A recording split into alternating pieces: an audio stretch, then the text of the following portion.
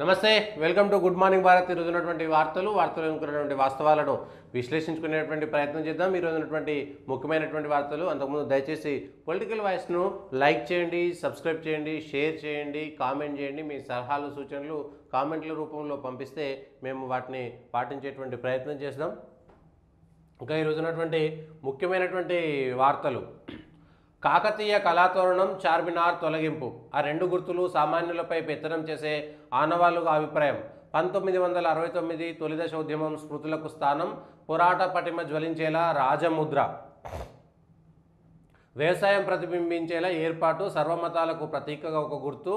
రాష్ట్ర అధికార చిహ్నం గీతం ఖరారు 4 గంటల పాటు సీఎం భేటీ పాల్గొన్న బట్టి కోదండరాం అందశ్రీ కీరవాణి చిహ్నంలో మార్పులపై బీఆర్ఎస్ ఆగ్రహం రాష్ట్ర గీతాన్ని తెలంగాణ వారితోనే స్వరకల్పన చేసి పాడించాలని డిమాండ్ గతంలో పాడిన వారు ఆంధ్ర వ్యక్తే కదంటూ కాంగ్రెస్ ఎదురుదాడి అయితే ఎదురుదాడి పక్కన పెడితే టీఆర్ఎస్ అధికారంలోకి వచ్చింది టీఎస్ టీజీ ఇవన్నీ అయిపోయింది తొలిసారి ఒక ప్రభుత్వం వచ్చింది కాబట్టి ఆ ప్రభుత్వానికి కొంత వెసులుబాటు ఉండింది అది కేసీఆర్ సహజంగా అనుకోకుండా ఆయన అధికారంలోకి వచ్చిండు కాబట్టి కేసీఆర్కి ఆ వెసులుబాటు ఉండింది ఇట్లా ఇవాళ కాంగ్రెస్ సర్కారు ఉంటుంది 5 ఏళ్ల తర్వాత కాంగ్రెస్ సర్కారు పోతుంది ఇంకో పార్టీ అధికారంలోకి వస్తుంది ఏంటి పరిస్థితి అంటే వాళ్ళు వచ్చి మళ్ళీ ఇది మాకు నచ్చలేదని వాళ్ళు గీతంలో మార్పు చేసి మళ్ళీ టీజీ బాగలేదు టీఎస్ఏ బాగుందని ఇంకొకటి పెట్టేసి లేకపోతే ఈ చిహ్నంలో బాగలేదు మళ్ళీ వాళ్ళకు కూడా మార్చుకోవచ్చు అంటే ప్రభుత్వం ఎవరు వస్తే వాళ్ళు వెనుకట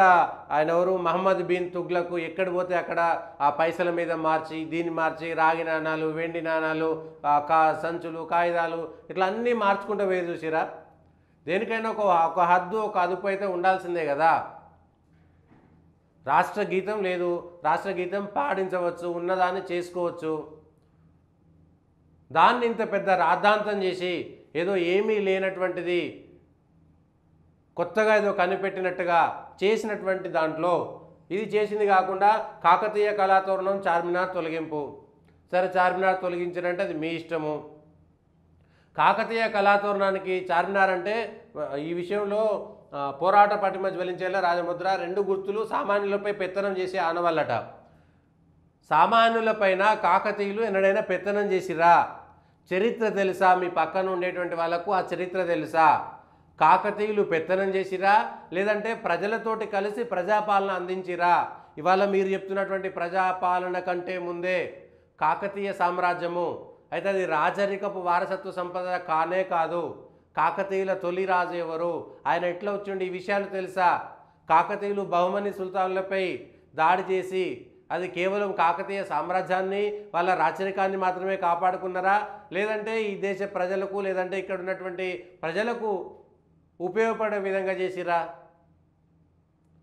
కాకతీయుల కళా సంపదన కానీ లేకపోతే కాకతీయులు చేసినటువంటి మంచి పనులు కానీ చెరువులు తవ్వించడం కానీ లేదంటే వాగులకు సంబంధించినటువంటి కానీ సరస్సులు నిర్మించడంలో కానీ